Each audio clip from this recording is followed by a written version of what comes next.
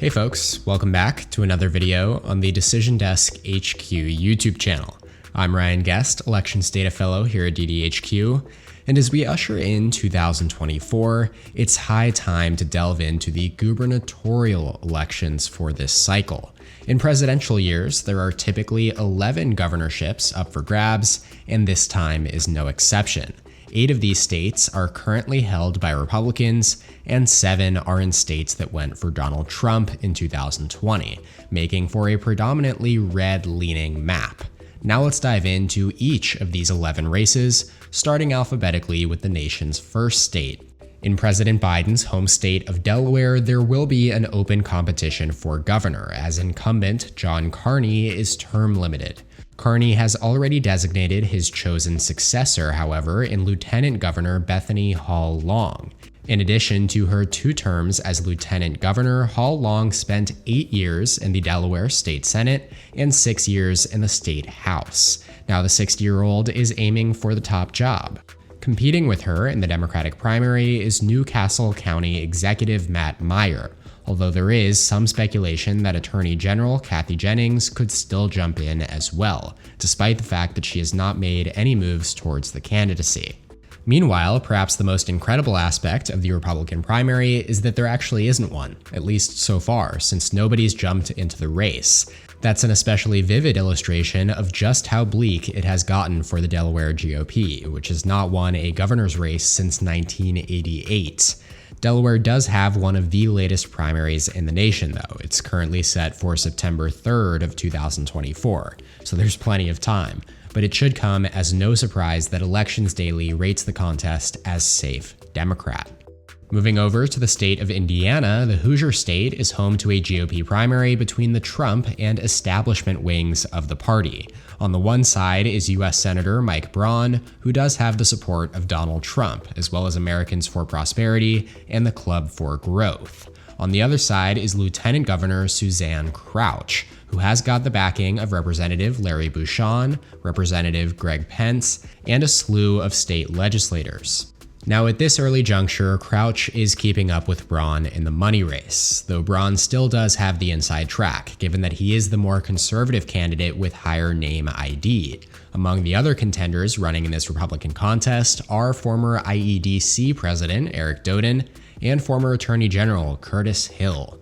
Over in the Democratic primary, the party seems to be consolidating behind former Indiana Superintendent of Public Instruction, Jennifer McCormick. By running a former Republican, Democrats are aiming to finally break through and win a gubernatorial race in this ruby red state, a feat they have not accomplished since 2000. Elections Daily rates the contest as safe Republican. Over in Missouri, Jay Ashcroft is seeking to follow in his father, John's, footsteps by becoming governor in the Show Me state. The elder Ashcroft, of course, leveraged his governorship into a Senate seat and then became U.S. Attorney General during George W. Bush's first term.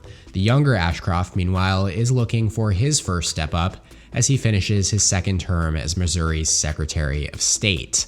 The only problem is that sitting Lieutenant Governor Mike Kehoe is standing in Ashcroft's way.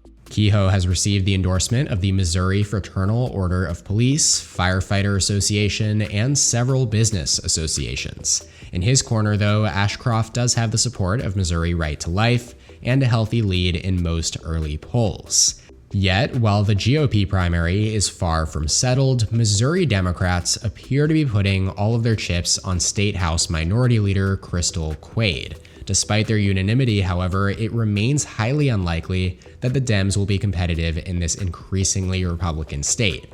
Elections Daily also rates this contest as safe Republican. Out in Big Sky country, we actually have an incumbent governor running for re-election, as Republican Greg Gianforte pursues a second term in Montana. Now, in spite of the fact that Democratic gubernatorial candidates have historically performed uniquely well here in Montana, at least compared to other Mountain West states, Gianforte won by a nearly 13-point margin back in 2020, vastly overperforming polling expectations in this race. For the moment, at least, the only Democratic candidate in the race is former firearms executive turned industry critic Ryan Busey. The more notable challenger, though, is arguably coming from Governor Gianforte's own party. Tanner Smith, a freshman state representative, is seeking to pull off a long-shot upset in the state's June 4th primary. Now, of the 4 incumbent governors running in 2024, Gianforte does have the lowest approval ratings in Morning Consult's latest survey, although he still stands at a healthy 55% in favor against a 37% disapproval rating. Therefore, he remains a solid favorite to win another term, and the race is safe Republican. Now, you've no doubt noticed that so far none of these contests are really considered to be that competitive. Well, we finally reached a toss-up race here in New Hampshire, as the surprise retirement of incumbent Republican Governor Chris Sununu broke this contest wide open. In the GOP primary, former Senator Kelly Ayotte is seeking to make her comeback after falling just 1,017 votes short in her 2016 Senate re-election campaign. She does have the backing of major party figures like former Senator Judd Gregg, State Senator Bill Gannon, and State House Majority Leader Jason Osborne. Yet she won't be unopposed, as Chuck Morse, the former state Senate president and unsuccessful 2022 U.S. Senate candidate, is challenging Ayotte for the Republican nomination. Now, you might remember Morse from that 2022 primary when he was the establishment favorite who could not manage to overcome conservative insurgent Don Bolduc. Judging by the few preliminary polls of this primary thus far, Ayotte is heavily favored to prevail. Conversely, the Democratic primary is far from decided. Even before Governor Sununu dropped out of the race, Executive Counselor Cindy Warmington had already thrown her hat into the ring and secured the support of former Congresswoman Carol Shee Porter. After Sununu's announcement, though, Manchester Mayor Joyce Craig entered the race with the bulk of the establishment support, including the endorsement of several local labor unions. Additionally, an August Emerson survey of a Craig-Warmington primary found Craig with a 30% to 15% advantage. It all adds up to one of the 2 most competitive contests in November, rated as toss-ups. Speaking of which, the other major toss-up gubernatorial election is the open race in the perpetually purple state of North Carolina. Departing Democratic Governor Roy Cooper is hoping to hand over the reins to Attorney General Josh Stein. And while Cooper was able to get the party to line up behind Stein, they were not able to fully clear the field. Instead, former state Supreme Court Justice Michael Morgan is also running, although he is starting out far behind Stein. The Tar Heel State is one of few places where it is possible for the governor and lieutenant governor to be from different parties, and the sitting lieutenant governor, Mark Robinson, just so happens to also be the 2024 Republican gubernatorial frontrunner. Why? Well, Robinson already got the endorsement of Donald Trump and Senator Ted Budd, plus a strong polling advantage. Among those running behind Robinson are State Treasurer Dale Folwell, Attorney Bill Graham, and former state Senator Andy Wells. Now, back in 2016 and 2020, North Carolina had the closest results of all of that cycle's gubernatorial contests, and the state seems destined to make it 3 times in a row in 2024. Alrighty, moving back into uncompetitive territory, you would be forgiven if you had thought that incumbent North Dakota Governor Doug Burgum had dropped out of the 2024 presidential race months ago. After all, when he finally withdrew on December 4th, he was down to just 0.7% and 0.6%, respectively, in the 538 and Real Clear Politics' averages. Not only that, he fell short of the threshold for last month's debate and was set to miss this past week's meeting as well. Given all of that, plus the fact that Burgum's approval/disapproval split is 59-26 in his favor, despite that quixotic national campaign, it would make sense instead for him to seek a 3rd term as governor. As you might expect, however, several Republicans are not so quietly waiting to hop into the race if Burgum decides not to run for re-election. No matter the GOP nominee, though, they will be the overwhelming favorite to win in November. In fact, there is no discernible Democratic candidate in the race right now, although the primary is not set until June 11th. Regardless, it appears highly unlikely that North Dakota Democrats will win their first gubernatorial contest since 1988. It goes down as safe Republican. Down in Utah, Spencer Cox is also a popular incumbent GOP governor seeking another term. And while he does enjoy a 60% approval rating in the deeply red Utah, he still won't get the benefit of an uncontested primary. State Representative Phil Lyman is aiming to challenge Governor Cox from the right, and he will undoubtedly use Cox's comments doubting Trump's chances of winning in 2024 to try to provoke Trump into endorsing this effort. On the other hand, the Democratic primary is much less exciting, with only State Representative Brian King weighing a potential bid. Given, though, that no Utah Democrat has won the governorship since way back in 1980, it's not hard to see why so few are eager to give it a shot. Let's go to Vermont, where the central question in the Green Mountain State concerns what incumbent Republican Governor Phil Scott will do next year. Like its neighbor, New Hampshire, Vermont elects governors to 2-year terms, and in spite of its strong Democratic lean at the presidential level, they are not afraid to elect the right kind of Republican to its governor post.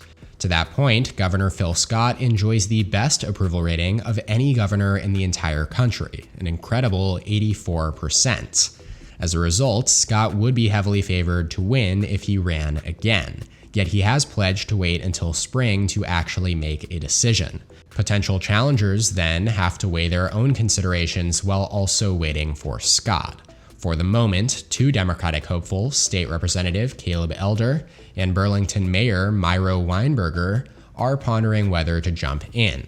Should Governor Scott ultimately choose to pass on this contest, we would very likely have a third toss-up race on our hands. But as of now, the race is likely Republican per Elections Daily. Moving over to the Northwest, Washington's incumbent Democratic Governor Jay Inslee passed on running for a 4th term, presenting an enticing opportunity for Democratic hopefuls in this state that has not elected a Republican governor since 1980. Since Washington does have a nonpartisan top 2 primary system, similar to California's, it's actually possible that the November general election will end up being between 2 Democratic candidates in this solidly blue state. Now, while he's not running himself, Inslee does have a chosen successor in the form of Attorney General Bob Ferguson. AG Ferguson also secured the support of senior Maria Cantwell and most of the state's Democratic establishment. Regardless, Democratic State Senator Mark Mullet still decided to make his own go for it, with the backing of some of his colleagues from Olympia, as well as Secretary of State Steve Hobbs. As for the Republicans, former Congressman Dave Reichert, who served from 2005 to 2019, is their most serious candidate in terms of both endorsements and name recognition. In fact, one November survey from the Progressive Public Policy Group found Reichert tied with Ferguson at 31%, atop the entire blanket primary field. Nevertheless, Washington for now goes in the safe Democrat column. Finally, in West Virginia, we have got one last open contest since incumbent GOP Governor Jim Justice is term limited and seeking a promotion, or a demotion, depending on your view, to the U.S. Senate. So far, Justice has not yet weighed in on the Republican primary, but Senator Shelley Moore Capito definitely has, since her son, State House Delegate Moore Capito, is running. The Capitos were unable to clear the GOP field, however, as Attorney General and 2018 Senate nominee Patrick Morrisey decided also to throw his hat into the ring. AG Morrisey's won the backing of conservative groups like Citizens United, the Club for Growth, and Americans for Prosperity, and early polls also find him leading the pack ahead of Capito, Secretary of State Mac Warner, and Congresswoman Carol Miller's son Chris. Conversely, in the Democratic primary, the only major candidate is Huntington Mayor Steve Williams. Given West Virginia's rapid transformation into a deep red state, though, over the past 25 years, Williams will be fighting an uphill battle with whoever wins the Republican nomination, as West Virginia goes down as safe Republican. That is all for this Decision Desk HQ video, though. Thank you so much for watching. Make sure to click that like button down below if you did indeed like it, and subscribe to the channel while you're at it. Also, check out more content from my channel here, and we'll catch you next time.